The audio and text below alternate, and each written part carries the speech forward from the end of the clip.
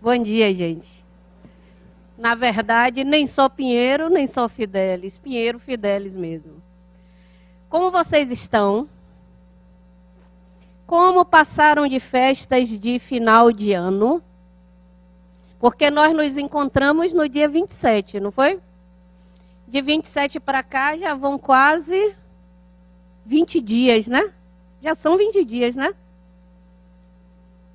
Naquela oportunidade, nós refletimos sobre o que seriam as nossas expectativas e possibilidades para 2015, né?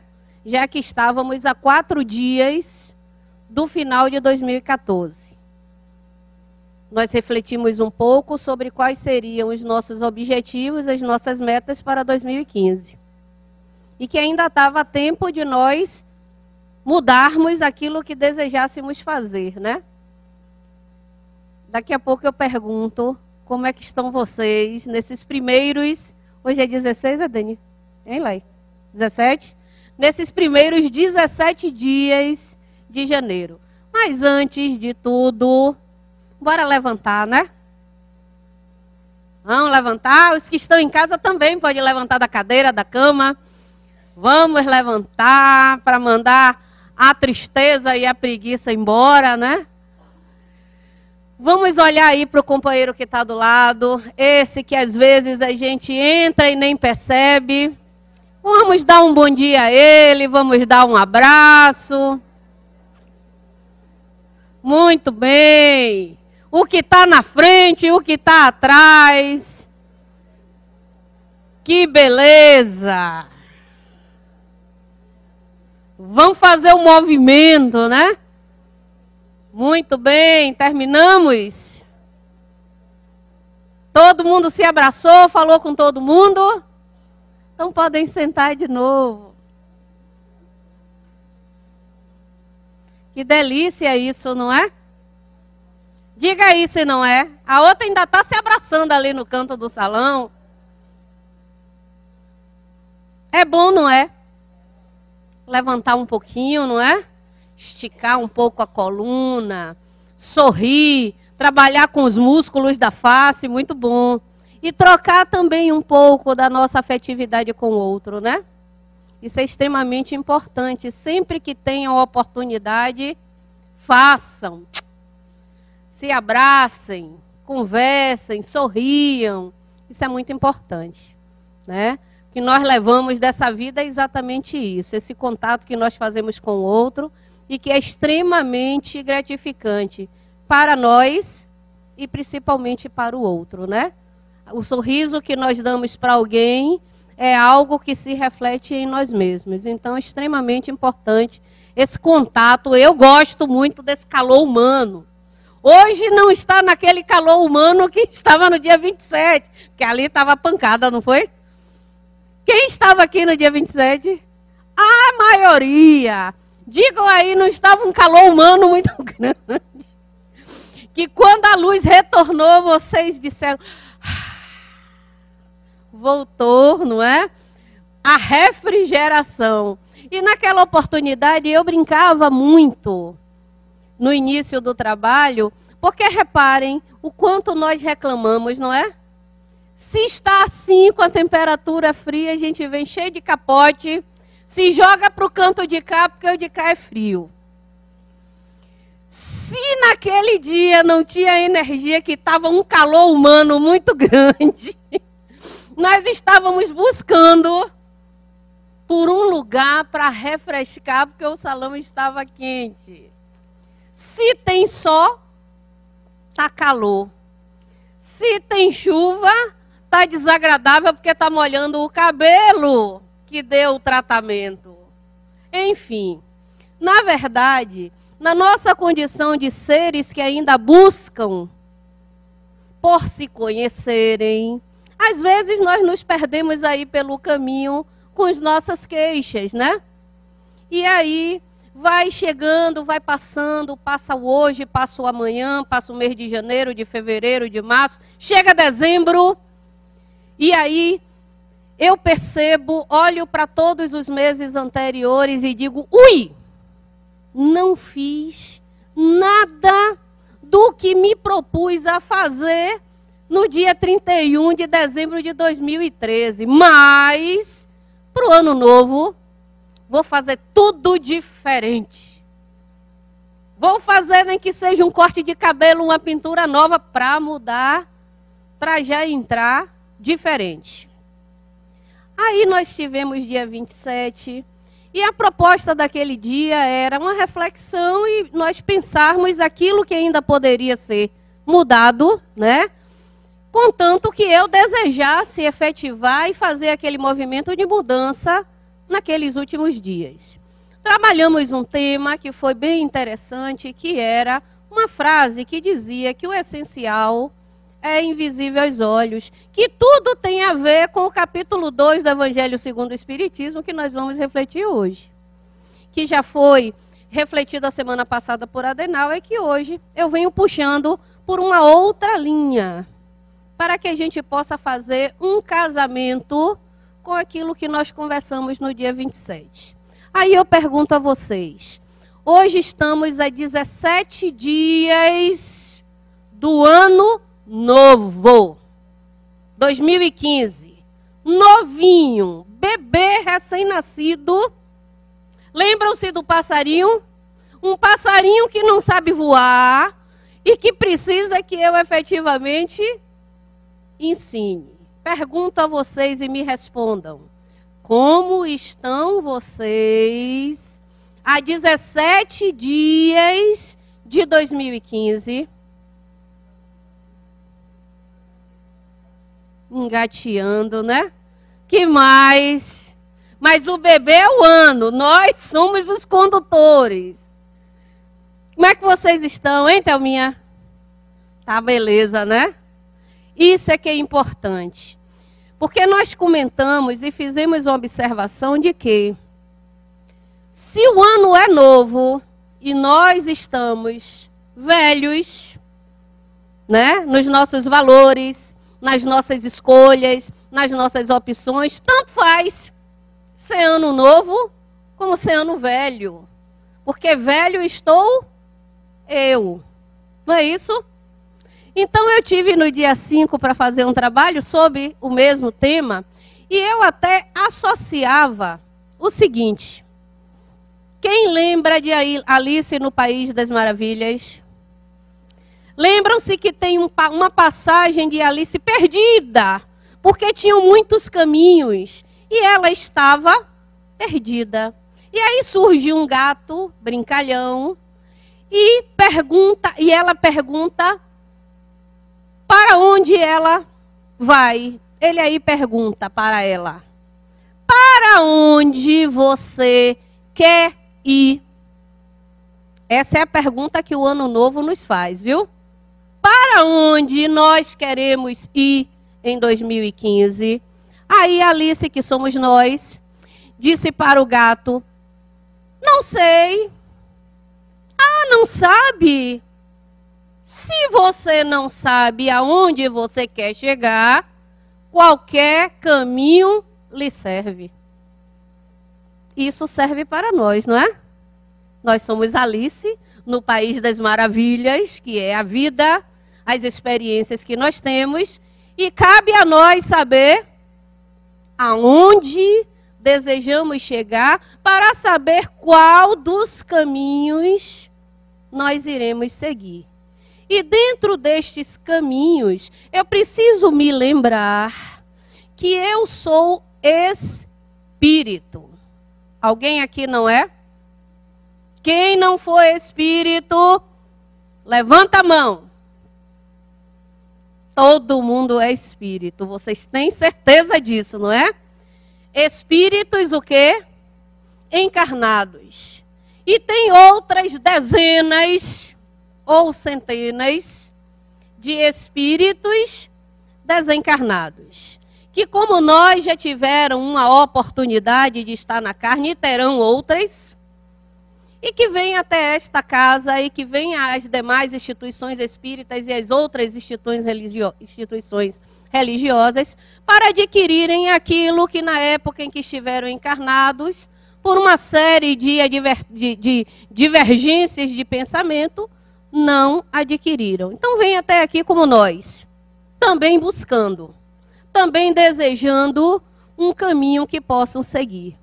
E aí, como nós que aqui estamos, somos espíritos encarnados e desencarnados, nós nos lembramos que temos duas vidas, não é? A vida na matéria, que é esta que nós estamos vivendo, que são as diversas experiências que nos conduz a uma melhoria de condição evolutiva, e a vida na dimensão espiritual, que é a verdadeira dimensão no qual eu faço parte, mas que eu não quero tanto participar assim, né? Eu prefiro estar aqui na matéria aqui agora, porque a dimensão espiritual fica para adiante, eu não estou querendo retornar para lá agora. O que é que isso tem a ver com o capítulo 2? Tem tudo a ver com o capítulo 2. O capítulo 2, que é, na verdade, o primeiro capítulo do Evangelho, né? Porque o primeiro capítulo, que é aquele que trata de não vir destruir a lei, são algumas orientações com relação às 3 revelações que nós, no Ocidente, tivemos até hoje e que serve como referências de momentos específicos, quando, né, as verdades que compõem a dimensão divina chegou até nós, por Moisés, por Jesus e depois pela doutrina espírita. E o capítulo 2 é um momento muito específico e muito interessante.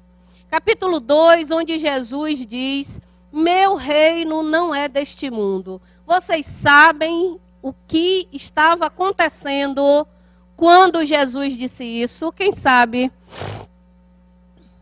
O que estava acontecendo com ele neste momento em que ele dá esse, que é uma resposta que ele dá a Pôncio Pilatos? Sabem?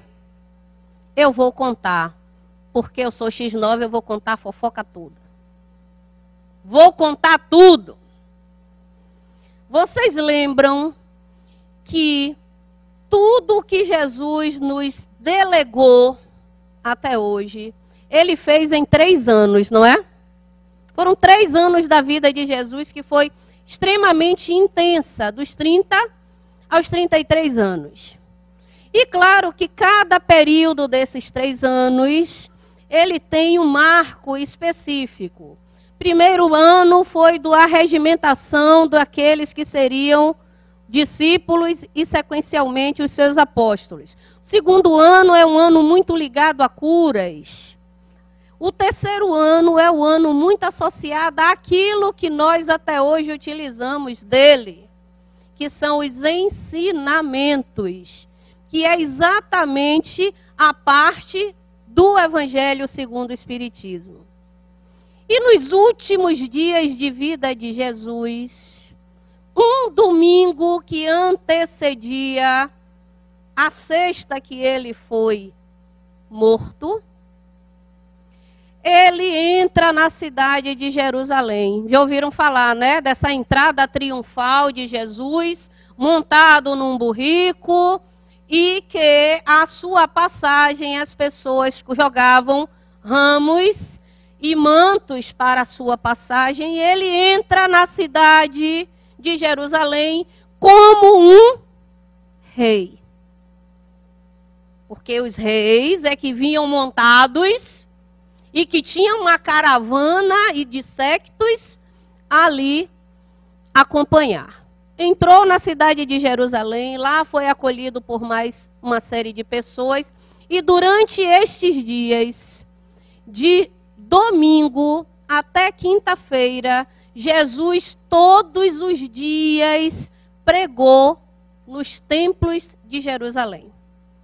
E claro que ele estava sendo procurado, não é? Lembram-se? Não apenas pelos romanos, que na verdade não estavam muito preocupados com aquilo que ele estava pregando. Estava preocupado com o poder que aquele ser tinha, que ia de encontro ao poder temporal romano. Mas estava desagradando a uma outra classe de poderosos, que eram os sacerdotes judeus. E ele estava, assim, na eminência de ser aprisionado. E aí o que é que eles faziam? Passavam o dia dentro de Jerusalém, nos templos, e à noite iam dormir no Monte das Oliveiras. E no Monte das Oliveiras tinha um horto, né, uma região onde eles podiam ali deitar. Não subiam exatamente até o monte. Ficava numa região plana, onde ele orava todas as noites. Na quinta-feira, ele solicita a Simão Pedro que vá até a cidade de Jerusalém e solicite a um homem específico que ceda a sua casa para que ele possa fazer a ceia, aquela famosa ceia, né? A Santa Ceia que é retratada. E tudo é acertado e eles vão para esta casa fazer a ceia. Ele divide o pão, não é? Lembram-se? Que até nós que já fomos católicos lembramos bem dessa passagem. Ele parte o pão e diz que aquele é o corpo dele que será derramado, que será entregue aos romanos. E o vinho, que é o sangue que será derramado na cruz. E ele ainda diz de que forma, durante várias passagens do seu diálogo, como ele será morto. Faz este banquete e faz uma coisa mais interessante ainda, que faz parte deste capítulo. Quem lembra do lava-pés? Não é? Que hoje ainda existe essa tradição, não é? Que o sacerdote lava os pés dos fiéis. Pois bem, ele faz esta lavagem de pés para dar um ensinamento aos seus discípulos. Que o líder precisa ser servidor. E as pessoas precisam ser humildes, né? Como prova de humildade, e que um líder que era o que ele era, tem que servir, ao invés de ser servido. Olha que lição maravilhosa Jesus nos dá de humildade e de segurança daquilo que estava produzindo. Terminado isto aí, ele diz, em alto e bom som, que será traído por um deles, não é? Ele diz também que Pedro, por questões pessoais, vai o negar durante 3 vezes no processo da prisão dele. E ele diz isso tudo com tranquilidade e vão para o horto repousar. Quando lá chega, ele pede a os demais que fiquem e chama Tiago, João e Filipe para seguir com ele para a oração. Faz a primeira oração quando retorna. Aqueles que ele pediu que ficasse acordado para se tivesse alguém chegando sorrateiramente e avisar a eles, estavam dormindo. Vai novamente para fazer a segunda oração. Quando retorna, eles continuam dormindo. Ou seja, a tarefa que lhes foi dada, eles não desempenharam porque dormiram. E aí dão uma série de desculpas, porque estavam cansados, porque estavam estressados. Na nossa época, a gente diz que estamos estressados, né? Estressados, precisamos descansar. Na terceira ida para a oração, e aí tem algumas passagens que vocês bem já ouviram falar, quando ele em oração diz ao Pai que se o Pai desejasse, tirava dele aquela experiência amarga que ele terá, mas que ele, Jesus, estava pronto e que se cumprisse a vontade do Pai. Quando ele retorna, que os outros lá estão dormindo, estão também quem? Uma legião de pessoas armados de pau, de foice, de pedra, de tudo, para recebê-lo, junto com guardas romanos e sacerdotes judeus. E Judas, quando vendeu a informação de apresentar Jesus, ele fez um acordo, não foi? Quem lembra o que foi que ele disse que ia fazer com o homem que era Jesus? Porque os outros eram todos barbados, todos parecidos, né? Ele tinha que mostrar quem era o Messias. Judas estava junto com a comitiva que veio aprisionar Jesus e dar um beijo nele. E ele diz a Judas nesse momento, né? Ele disse o quê? A que viestes? Não é? E é só o que ele diz. Eu acho que esta única frase tocou Judas de tal sentimento de culpa, né? Que ele depois ficou um pouco desorientado. E aí, tendo identificado Jesus, ele é levado. É levado primeiramente, olha como sofreu este cidadão numa madrugada. É levado primeiramente à casa de Caifás e de Anás. Lá, eles entram num acordo que, para agradar Roma, deve ir até o governador, que é Pôncio Pilatos. Chega lá, Pôncio Pilatos aí faz esta célebre pergunta, né? Ouve todas as acusações que são feitas a ele e diz diz inclusive que ele se intitulava o rei dos judeus. E aí pergunta, uma pergunta capciosa, né? És então rei? Porque se ele diz naquela hora, sim, eu sou o rei dos judeus, a decisão seria uma outra, né? Jesus aí, calado, no primeiro momento. És rei dos judeus, tu dizes que sou rei. Eu sou rei, mas o meu reino não é deste mundo. Quando Pilatos novamente repete a mesma pergunta que está no mesmo texto, então sois rei? Ele diz, o meu reino ainda, olhem, ainda não é deste mundo. E aí, Pilatos, para não ter e não conseguia ver, e via uma supremacia espiritual naquele indivíduo que ele não sabia explicar, para não ter a responsabilidade e para fazer um acordo, já que aquela região era dominada por ele e por Herodes Antipas, manda Jesus para Herodes. Isso tudo, viu, gente? Não tinha veículo, não tinha avião, não, era na perna. E andando e sendo o quê? Agredido. Para cada estadia dessa, ele foi muito machucado, né? Porque já lá mesmo no Horto das Oliveiras, um dos soldados enfiou uma lança nessa região dele, e ele já sangrava quando ele foi até lá. Padeceu sobre todas essas agruras sem lamentos. Porque todo o tempo Jesus dizia que a verdadeira vida é a vida do Espírito. Só que naquela época, há um pouco mais de 2000 anos atrás, não estávamos falando ainda nesta linguagem espírita, né?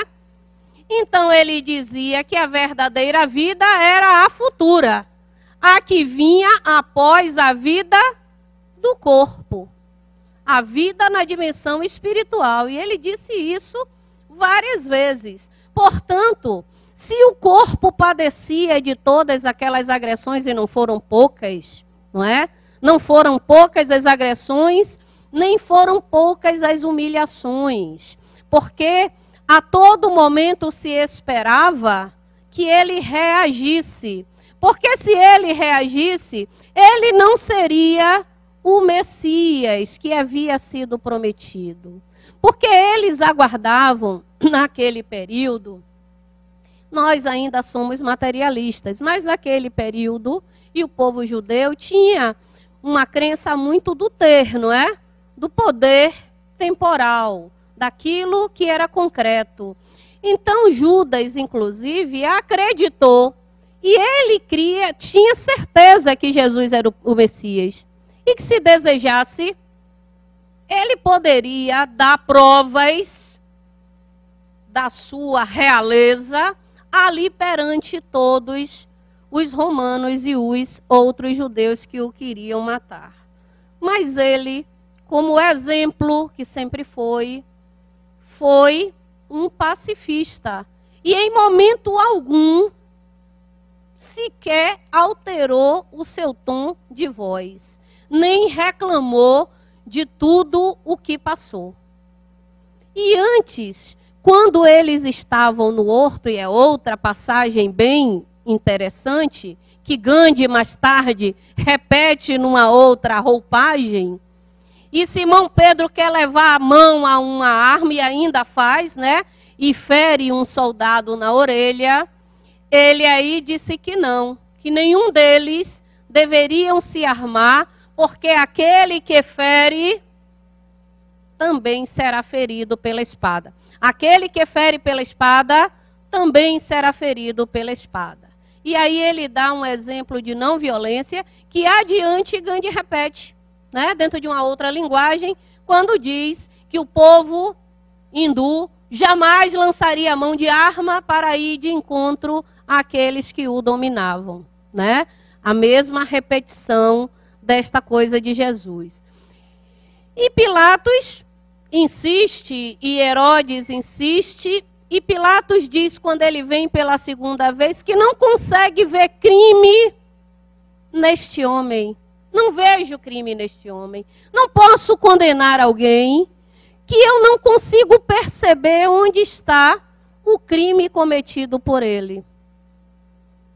E algumas obras falam que ele, na presença de Jesus, ele sentiu uma forte comoção, né? E ele não tinha coragem, de acusar, nem de ser responsável pela morte daquele inocente. E aí tem aquela célebre também, que vocês ouviram falar, por não ver neste homem nenhum crime, eu lavo as minhas mãos. O lavar as mãos quer dizer, eu não assumo o assassinato deste inocente. Quem assume? Aí quem assumiu? O povo e os sacerdotes.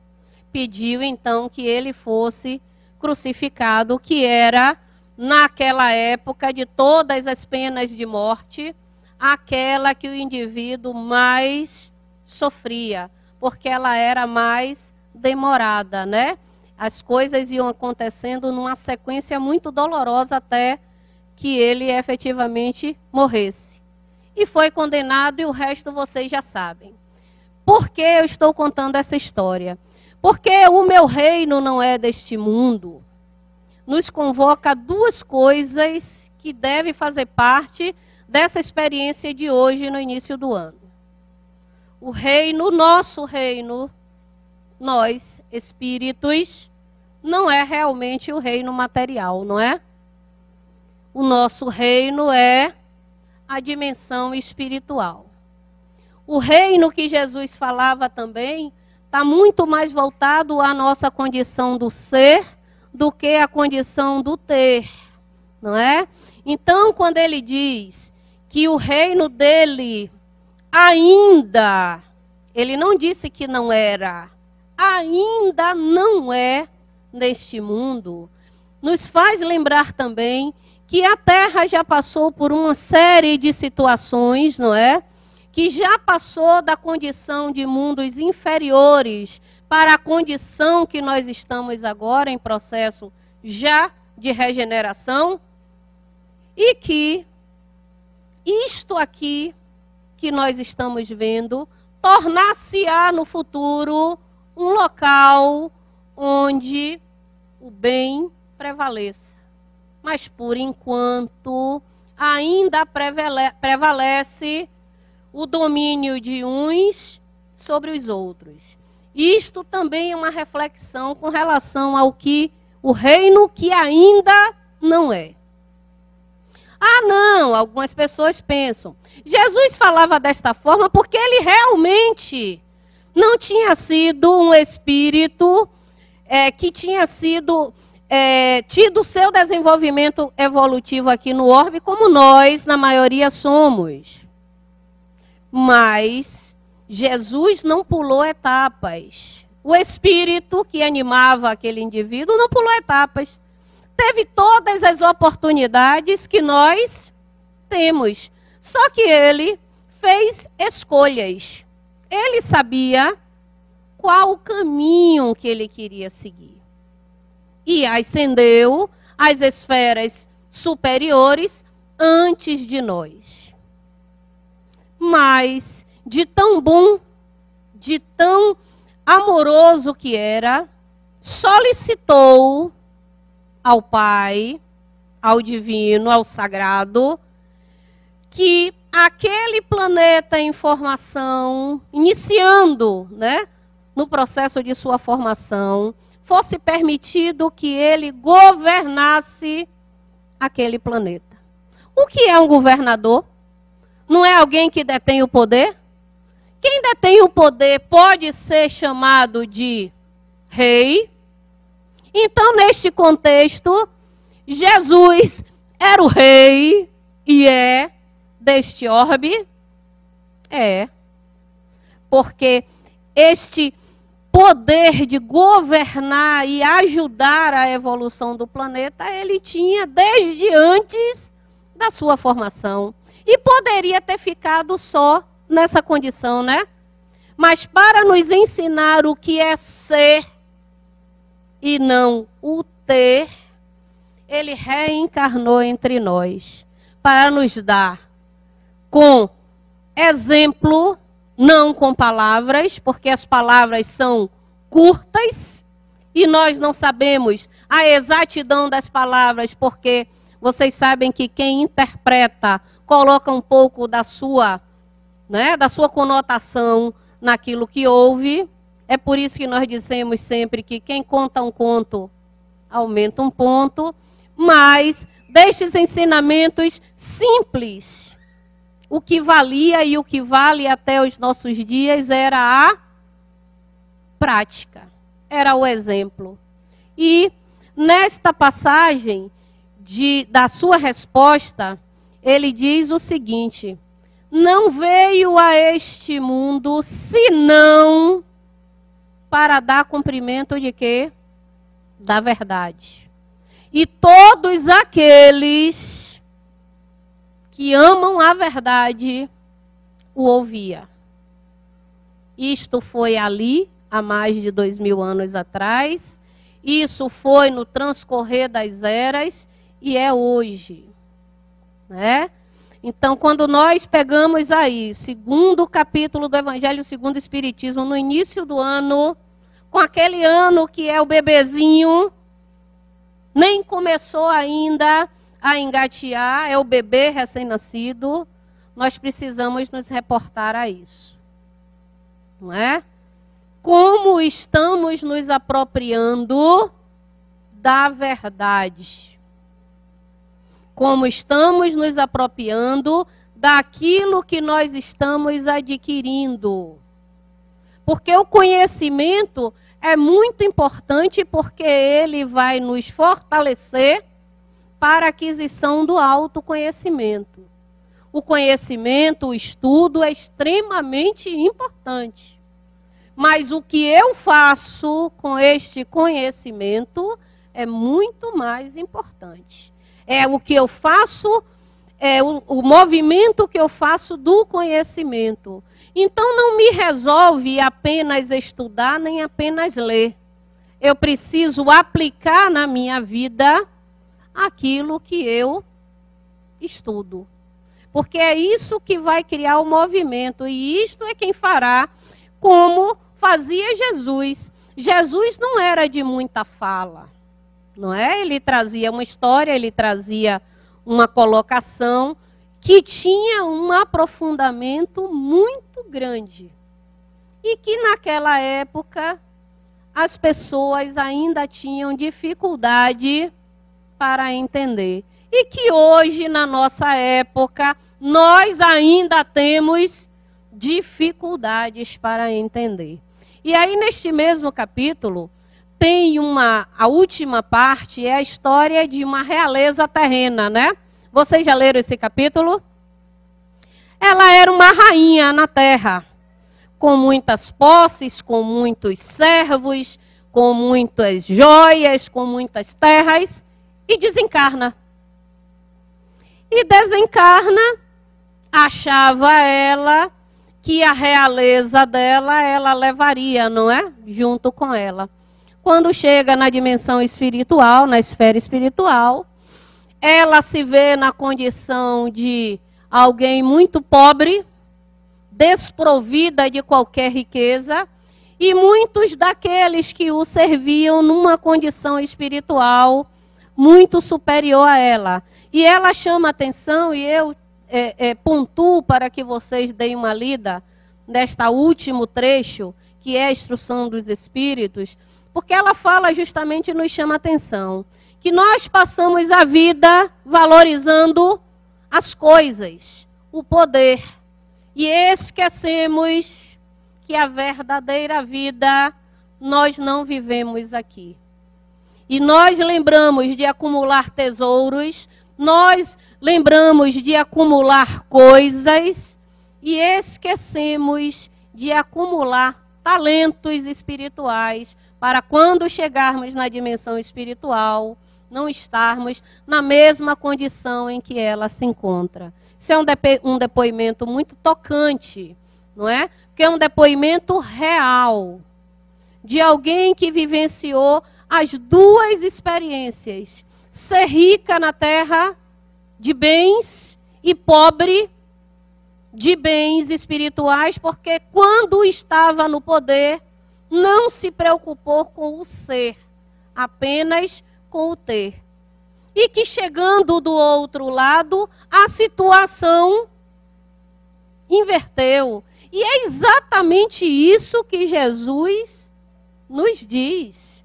Quando diz que o reino dele, que é o reino de amor, o reino de bondade, não é ainda aqui. Porque este reino ainda será implantado, mas ainda não é uma realidade. E aí, trazendo isso para os nossos dias, para os 17 dias de janeiro, nós sabemos que temos uma tarefa, não é? Temos uma tarefa. São 17 dias de um ano novo. É necessário que eu esteja nova também. E aí, num trabalho que eu fiz no dia 5 de janeiro, quando eu perguntei à plateia, sejam sinceros comigo, o que mudou de 31 de dezembro de 2014 para hoje, dia 5 de janeiro de 2015? Silêncio. Eu aí perguntei uma segunda vez. Silêncio. Pela terceira vez, aí uma menina não aguentou e fez: nada, Nil. Eu disse: pronto. Doeu dizer isso? Para mim, eu não sei para os outros, mas para mim, não mudou nada. Por que não mudou nada? Porque eu não mudei. Exatamente. Para que mude as coisas, eu preciso mudar. Porque eu preciso sair da minha zona de conforto, né? Que é, tá bom aqui, eu daqui não vou sair. Eu preciso sair da minha zona de conforto e entrar na zona de confronto.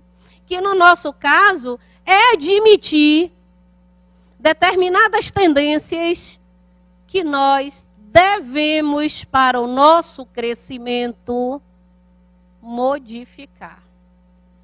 Então, o que fica, no meu entender, do capítulo 2, que foi desenvolvido 2 semanas seguidas, e vou dar uma dica para vocês, viu? Quando o capítulo pequeno como este é desdobrado em mais de uma semana, há uma intencionalidade. Com certeza. Porque este capítulo 2, ele só tem 3 tópicos, mas ele é profundo. Porque o que este capítulo vai nos dizer é que nós precisamos fazer escolhas entre o ser e o ter. E se apropriar bem do que tem, deste reino, né? Que é temporal, que quando eu retornar pela desencarnação, eu não vou levar, né? É o ter sem querer reter, nem se escravizar. E aí eu não preciso obrigatoriamente ter muito. É o sentimento que eu dou ao que eu possuo, que não deve fazer com que ele me possua, me escravize.